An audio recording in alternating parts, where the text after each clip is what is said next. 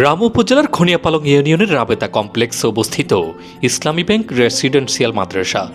সুবিশাল আয়তনের মাদ্রাসা প্রাঙ্গণ, অসাধারণ পরিবেশ ও বিশাল মাদ্রাসা কমপ্লেক্স, আবাসিক ব্যবস্থার জন্য বিশাল ভবন, পর্যাপ্ত সিকিউরিটি ব্যবস্থা সহ শিক্ষার্থীদের ভালো ফলাফল অর্জনে জেলার শ্রেষ্ঠ প্রতিষ্ঠান হিসেবেও যার খ্যাতিও সুপরিচিত ছিল সারা জেলাব্যাপী।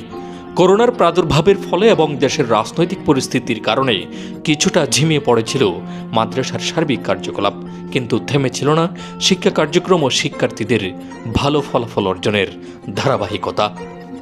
ইসলামী ব্যাংক ফাউন্ডেশন কর্তৃক পরিচালিত এই শিক্ষা প্রতিষ্ঠানটির রেকর্ড শুধুমাত্র জেলা ও বিভাগীয় পর্যায়েও নয়, পাশাপাশি প্রধানমন্ত্রীর কার্যালয়েও সুনাম কুড়িয়েছিল তার সার্বিক ফলাফল দেখিয়ে। এমন অহরহ ক্র্যাশ-ডোর সার্টিফিকেট দেখা যায় অত্র মাদ্রাসা কার্যালয়ে। সম্প্রতি অত্র মাদ্রাসার কার্যকলাপকে আগের চেয়েও আরও অধিকতর ভালো মানে উন্নীত করার জন্য মাদ্রাসার সার্বিক কার্যকলাপকে চাঙ্গা করতে ইসলামী ব্যাংক ফাউন্ডেশনের পক্ষ থেকে করা হয়েছে পরিদর্শন। উদ্যোগ নেওয়া হচ্ছে জেলা পর্যায়ের সর্বোচ্চ সুনাম বয়ে আনার মতো একটি প্রতিষ্ঠান গড়ে তুলতে।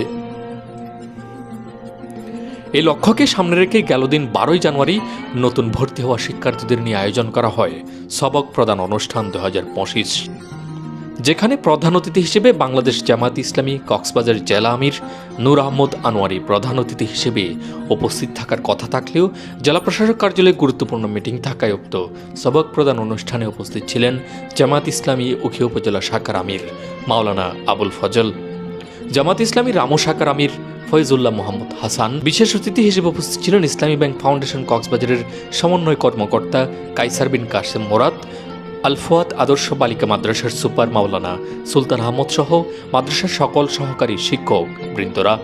সবক প্রদান অনুষ্ঠানটি সভাপতিত্ব করেন অত্র মাদ্রাসার সুপার জাহাঙ্গীর আলম। অনুষ্ঠানে বক্তারা বলেন, ফি সূরতিহি ইতিয়ানুল মালিক ফি সূরতিহি, ফেরেশতা নিজস্ব আকৃতিতে আল্লাহর পক্ষ থেকে ওহী নিয়ে আসতেন। যেমন হেরা পর্বতের গুহায় সর্বপ্রথম যেদিন ইকরা বলেছিলেন হযরত জিবরিল আলাইহিস সালাম তার নিজস্ব আকৃতি নিয়ে আল্লাহ রসুলের কাছে আসতেন। আরেকবার সিদরাতুল মুনতাহায় হযরত জিবরিল আলাইহিস সালাম এই ওহী নিয়ে নিজস্ব আকৃতিতে আল্লাহর নবীর কাছে এসেছিলেন।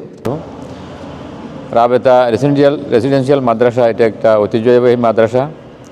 এটা বিশেষ করে বিগত 10-15 বছর এই মাদ্রাসাটাকে সঠিকভাবে পরিচালনা করা হয় নাই। এটা একটা অত্যন্ত এখান থেকে